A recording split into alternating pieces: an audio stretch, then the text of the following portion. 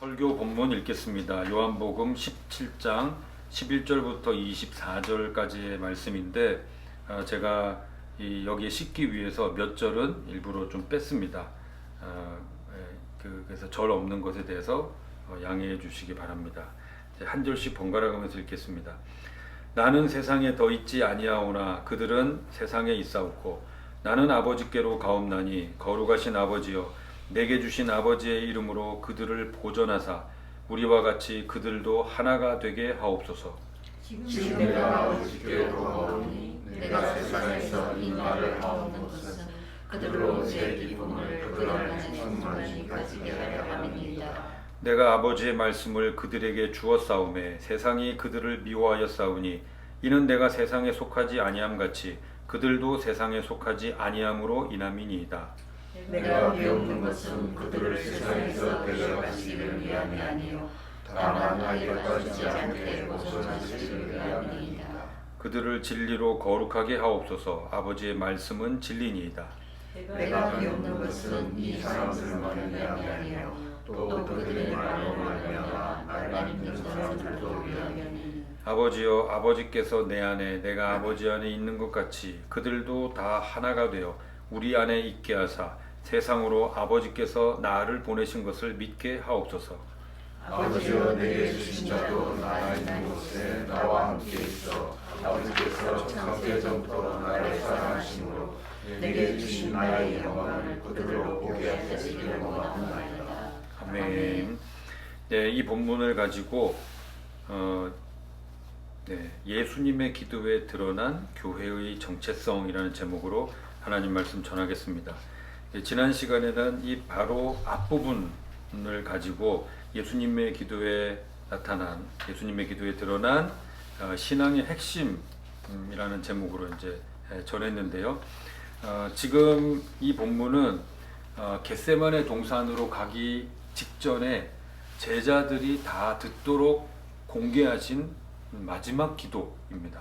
예수님의 마지막 기도이고 그 중에서도 마지막 부분입니다. 이게 그 요한복음 17장의 이제 예수님 기도의 이제 마지막 부분인데 이 마지막 부분에서 예수님은 무엇을 말씀하고 있는가?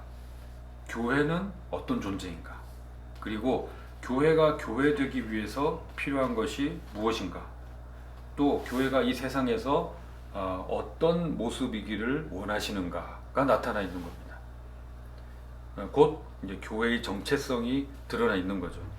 그러니까 예수님께서 마지막 기도를 하시는데 마지막 기도에서 그 마지막 부분 제자들이 다 들을 수 있는 그 기도를 하시는데 그 내용이 교회를 향해 있는 것을 볼 때 예수님이 이 땅에 오신 목적이 무엇인가 하는 것이 더 분명하게 드러나는 거죠.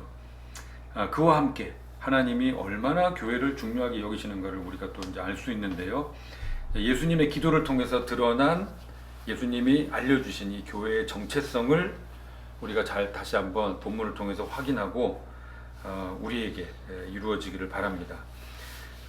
이제 네 가지로 말씀드릴 텐데요. 첫째는 교회는 이 땅에서 예수님 대신 있는 존재라는 겁니다. 참 중요한 개념입니다. 이 땅에 예수님이 육신을 입고 정말 독특하고 독보적인 그런 행보를 보이셨죠.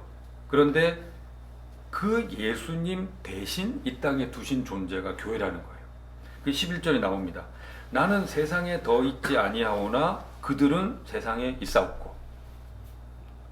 이제 그냥 요것만 딱 떼서 오면 나는 이제 이 세상을 떠나서 이제 승천해서 가실 거니까 나는 그런 존재고 제자들 소위 너희들은 이 사람들은 나하고 질적으로 다른 존재예요. 이런 식의 뉘앙스를 가지고 언급하시는 게 아니죠.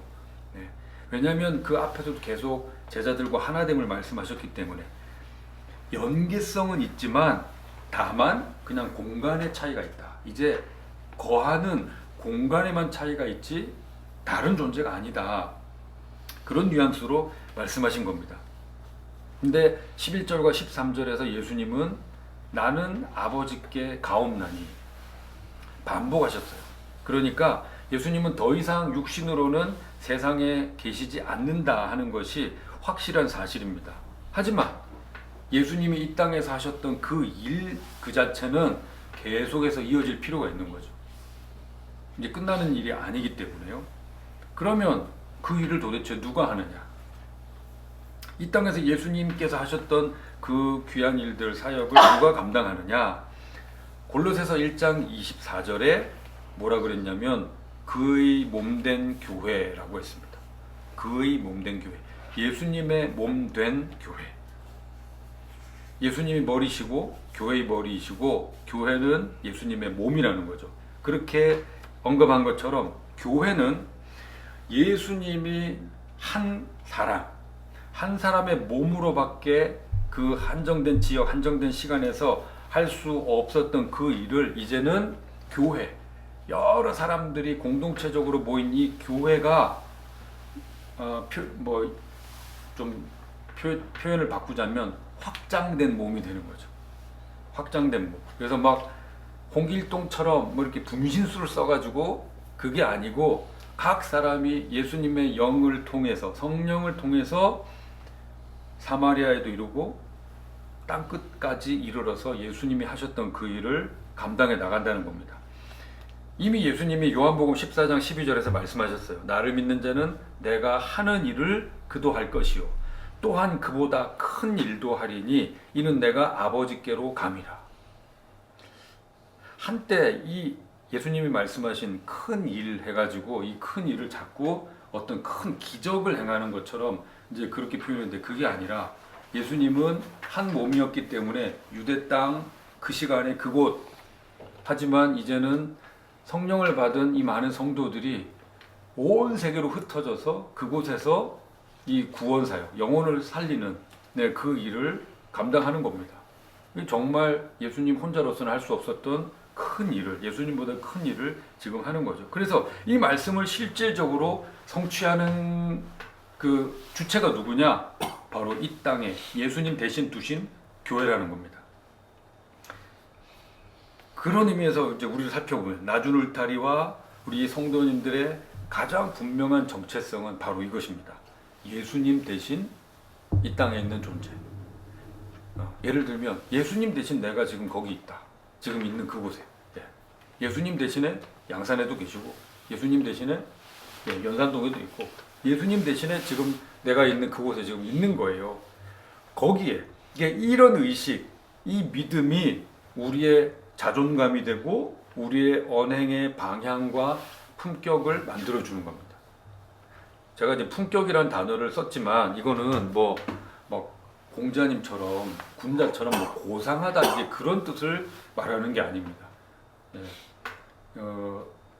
질적으로 다른 삶을 사는 고린도 후서에 있는 것처럼 새로운 피조물이에요. 새로운 존재가 돼서 예수님이라는 정말 이질적인 존재가 거기 있었잖아요. 예수님 같은 이질적인 존재가 딱 나타나니까 엄청난 파장이 일어난 것처럼 우리는 모두가 지금 새로운 피조물입니다. 우리가 있는 그 자리에 이렇게 빡 존재하게 됐을 때 내가 그런 존재다라는 그 의식에서 새로운 일들이 일어나는 거죠. 그러면 고상한 말만 하고 뭐 교양 있게 조용한 말만 하고 그게 아니라 그곳에 불의가 있다거나 그러면은 예수님처럼 정말 단호하게 엄하게 그 부분에 대해서 꾸짖고 신랄한 비판을 하는 그런 일도 있는 것이고 화를 내는 거죠. 왜 이런 불의가 어떻게 있을 수 있느냐 화를 내기도 하고 정말 어려운 상황이 있다 그러면은 정말 눈물을 흘리며 긍휼히 여기며 그 사람을 감싸 안고 위로하는 그런 일들이 우리 속에서 나올 수 있게 된다는 겁니다. 교회는 이 땅에서 예수님 대신 있는 존재. 자신을 내어주면서도 누군가를 살리고 품으려는 그 일, 그걸 하게 된다는 거죠. 이게 바로 품격이라는 겁니다. 두 번째는 교회는 세상은 미워하고 하나님은 보존하려는 존재라는 겁니다. 우리 사람을 생각해 보면요, 기본적으로 모든 사람에게서 사랑받고 인정받기를 원합니다. 보통 여성은 사랑받기를 원한다고 하고 남자는 인정받기를 원한다고 하잖아요. 그런데 교회는 이미 정해져 있어요.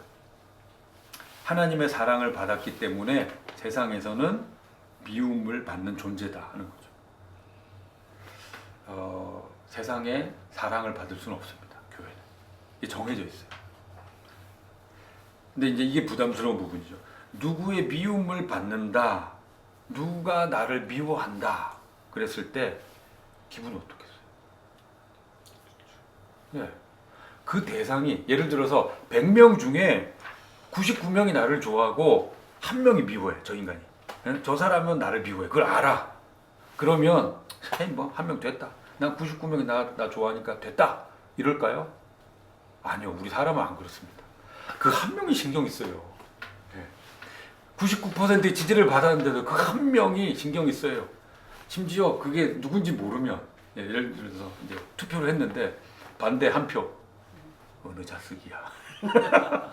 사실은 무시할 만한 내용이거든요. 그런데도 그 1명이 그렇게 신경이 쓰이고 부담이 됩니다. 이렇게 보면서 당신일까? 당신이요? 막 이렇게 되는 거죠. 참 사람이 그런데 오늘 지금 우리가 읽은 본문에 이 세상이라는 단어가 8번 반복됩니다. 8번이나 반복이 돼요. 왜 그럴까? 그럼 이제 우리가 성경을 보는 눈을 가졌잖아요. 세상이라는 단어, 교회를 미워하는 이 세상이라는 단어가 8번이나 반복된다는 것은 이 세상을 무시할 수 없어요. 무시할 수 없는 그러니까 교회는 세상 안에 있으니까 그러니까 교회의 시간적, 공간적 배경이기도 하면서 교회를 미워하는 이 실체인 거예요. 이 실체를 예수님도 인정하면서 8번이나 지금 반복을 하고 있습니다.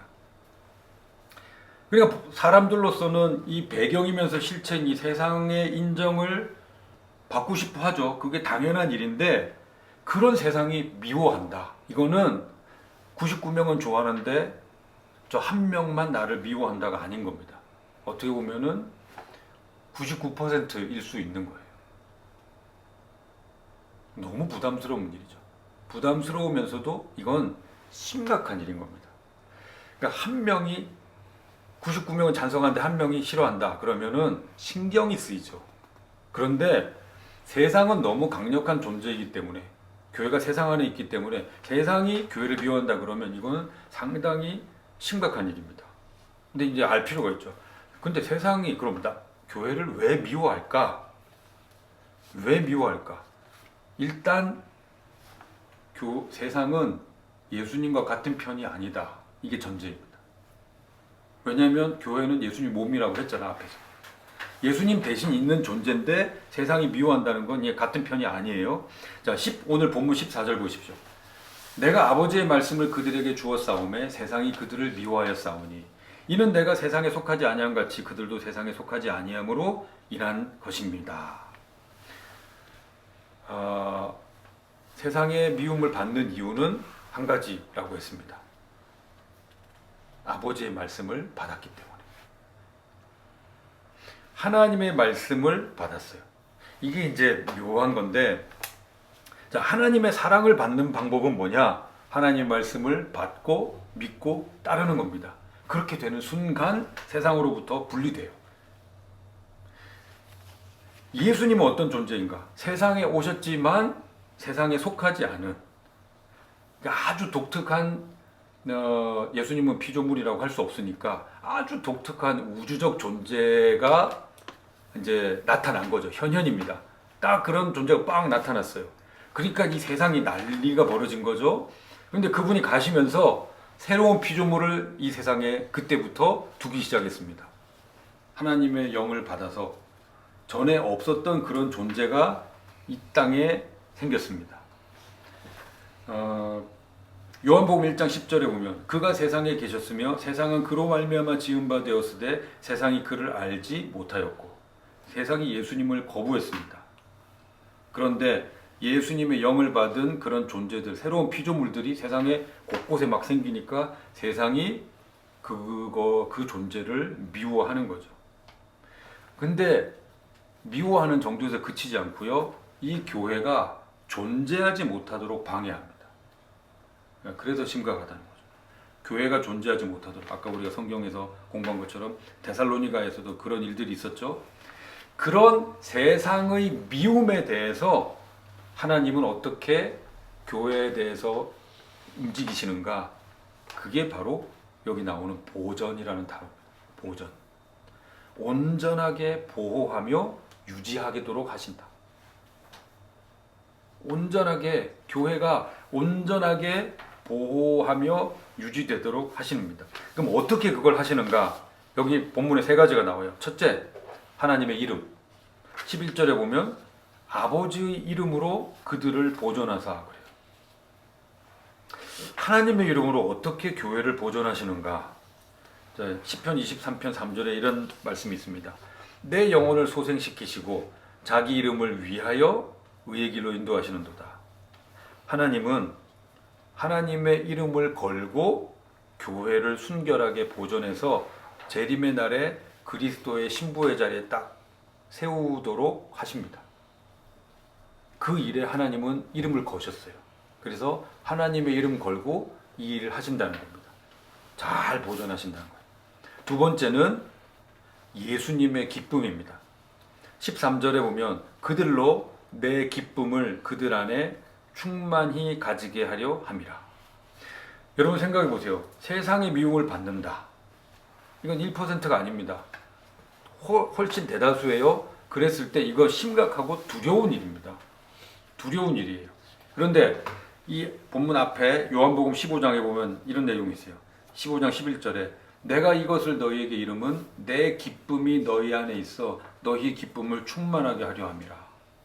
나 지금 미움을 받아가지고 지금 심각한데, 두려운데, 근데 예수님은 지금 다른 기쁨을 이야기하고 있습니다. 요한복음 16장 22절, 한 장 뒤 16장에서도 이런 말씀을 하세요. 지금은 너희가 근심하나 내가 다시 너희를 보리니 너희 마음이 기쁠 것이요 너희 기쁨을 빼앗을 자가 없으리라. 그리고 지금 17장에 지금 15장, 16장, 17장에 거의 비슷한 위치, 비슷한 데서 뭘 말씀하시는가? 기쁨에 대해서 말씀하고 있는 거예요. 세상이 줄 수도 없고, 마치 그 14장 마지막에 나오는 평안처럼 세상이 줄 수도 없고 알 수 없는, 받을 수 없는 그 기쁨을 교회에 주심으로 보전하십니다. 세 번째는 아버지의 말씀입니다. 15절에, 오늘 본문 15절에 보면 악에 빠지지 않게 보전하시기를 위함입니다. 그런데 어떻게 그럼 악에 빠지지 않게 보전하시는가? 본문 17절에 있습니다. 그들을 진리로 거룩하게 하옵소서. 아버지의 말씀은 진리니이다. 그러니까 하나님의 말씀인 진리로 거룩하게 될 때 악에 빠지지 않게 되는 거죠. 에베소서 5장 26절 이하에 보면 이런 말씀이 있어요. 물로 씻어 말씀으로 깨끗하게 하사 거룩하게 하시고 자기 앞에 영광스러운 교회로 세우사 티나 주름 잡힌 것이나 이런 것들이 없이 흠이 없게, 거룩하고 흠이 없게 하려 하심이라. 악에 빠지지 않는다는 거죠. 어떻게 해요? 물로 씻어 말씀으로 깨끗하게 하사. 그러니까 하나님의 이름, 첫 번째 나왔어요. 하나님의 이름을 걸고, 이건 이미 완성된 겁니다. 하나님이 이름을 걸었으니까. 예수님의 기쁨을 주시고 세상이 줄 수 없는, 그리고 하나님의 말씀으로 우리를 정결하게 하셔서 거룩하게 하셔서 보존하신다는 겁니다. 그래서 우리에게 우리가 교회 될 수 있게끔 하신다는 거죠. 그러니까 말씀이 세상의 악에 휩쓸리지 않고 거룩하게 교회다움을 유지하게 하는 이제 그 요소가 된다는 건데, 하나님은 이것을 통해서 교회를 보존하신다 하는 걸 예수님의 기도에 담고 있습니다. 세 번째로 교회는 어떤 존재인가? 교회는 전도하고 하나 되는 존재입니다. 20절에 보면 내가 비옵는 것은 이 사람들, 제자들만 위함이 아니요 또 그들의 말로, 제자들의 말로 말미암아 나를 믿는 사람들도 위함이니, 전도되는 그 사람들도 위합니다. 그렇게. 그러니까 예수님 당시뿐만 아니라 이거는 그 제자들이 이어지고 계속해서 이 말씀이 전파되죠. 그러니까 이건 미래에 완성되는 공동체입니다. 근데 21절에, 본문 21절에 뭐라 그랬냐면 아버지께서 내 안에, 내가 아버지 안에 있는 것 같이 그들도 다 하나가 되어, 제자들뿐만 아니라 제자들 통해서 복음을 받는 사람들, 또 그 후대에서 계속 복음을 받는 사람들까지 다 하나가 되어서 우리 안에 있게 하사 세상으로 아버지께서 나를 보내신 것을 믿게 하소서. 이 말씀을 통해서 알 수 있는 건 전도받은 그 사람들과도 차별 없이 하나가 되는 공동체입니다. 이 부분 참 중요합니다. 그들도 다 하나가 돼요. 이단 중에 얄궂은 그 조직도를 보여주는 데가 있습니다.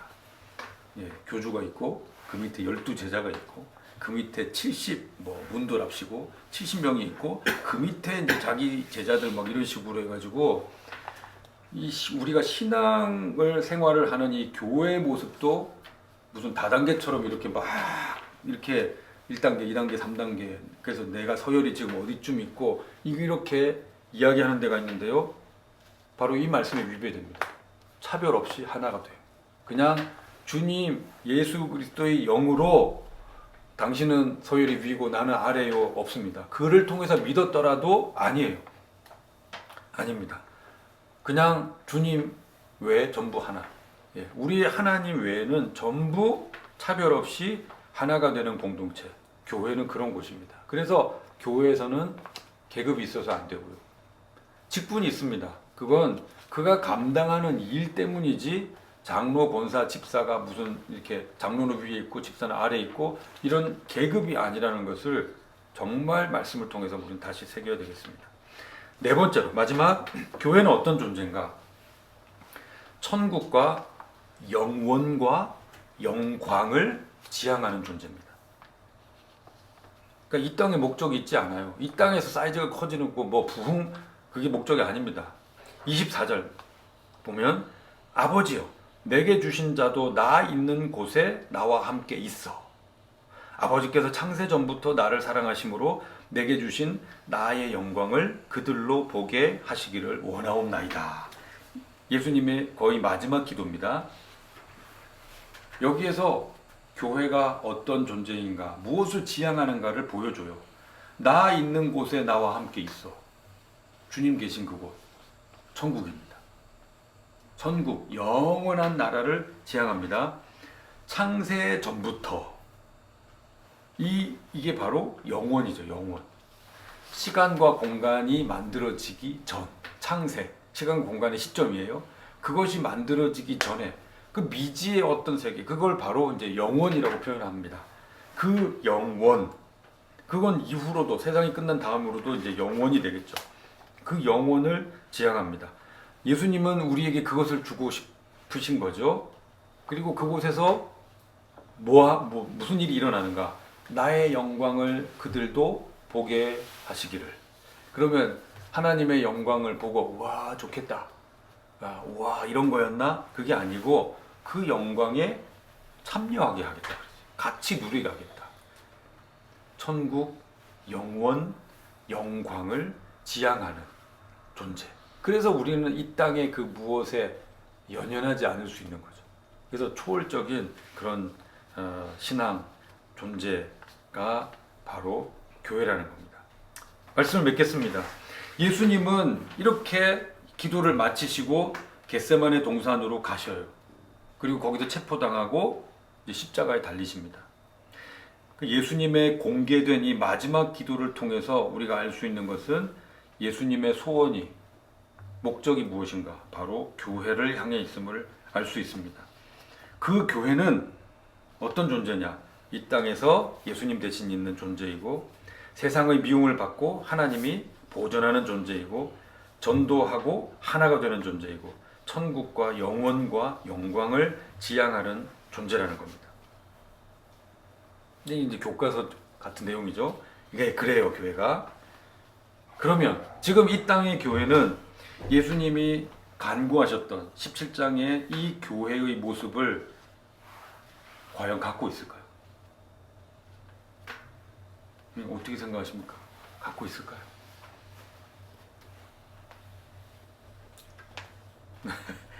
네, 안타깝게도 그러지 못한 것 같습니다. 그 이유는 뭘까요? 그 이유는 뭘까 그랬을 때 우리 머릿속에 그놈 때문이지 그러면 안 됩니다. 나 때문이라고 그러죠. 나 때문에. 예. 내가 있기 때문에 이 땅의 교회는 완전할 수 없습니다. 하지만 교회가 어떤 존재인지 하나님이 어떻게 만드시고자 하는지 그 방향과 그 목적, 왜냐하면 하나님이 지금 이름을 걸고 하시기 때문에 그건 이루어질 것이거든요. 그러니까 내가 지금 이렇게 부족하지만 그래서 교회의 모습이 완전하지 못하지만 그래도 하나님은 이런 나도 변화시키셔서 그리고 이 공동체도 변화시키셔서 결국은 하나님이 흠이 없다 인정할 만한 그 수준으로 완성하실 거다. 그리고 그 방향으로 우리가 나아가는 거죠. 점검하고 말씀에 비추고 회개하고 그리고 수고하면서 그런 교회, 그런 성도가 되는 저와 여러분이 되기를 우리 주 예수 그리스도 이름으로 축원합니다. 네, 삶을 위한 기도를 하겠습니다. 우주의 쓰레기 같은 존재를 예수님의 몸으로 삼아주신 하나님, 마귀도 감히 상상할 수 없는 그 지혜와 능력과 우리를 향한 은혜와 사랑을 감사하고 찬양합니다. 예수님이 공개된 마지막 기도의 또 마지막 부분에서 교회를 위한 간구를 통해 교회가 얼마나 중요한지, 교회를 얼마나 소중히 여기시는지 나타내 주시니 감사합니다. 예수님이 죽으시고 부활하심으로 이 땅에서 눈에 보이지 않는 예수님 대신 존재하게 된 교회가 예수님의 몸이라고는 하지만 아직도 여전히 인간적인 냄새를 풍길 때가 많습니다. 우리를 물로 씻고 말씀으로 깨끗하게 하셔서 하나님의 이름으로 보존되는 예수님의 몸이 되게 하옵소서. 예수님이 다시 오실 때 예수님이 주신 기쁨을 간직한 채 맞이하는 이 땅의 교회들이 되게 하옵소서. 우리를 계신 그곳으로 불러 함께 있게 하시겠다 약속하신 예수님의 이름으로 기도합니다. 아멘.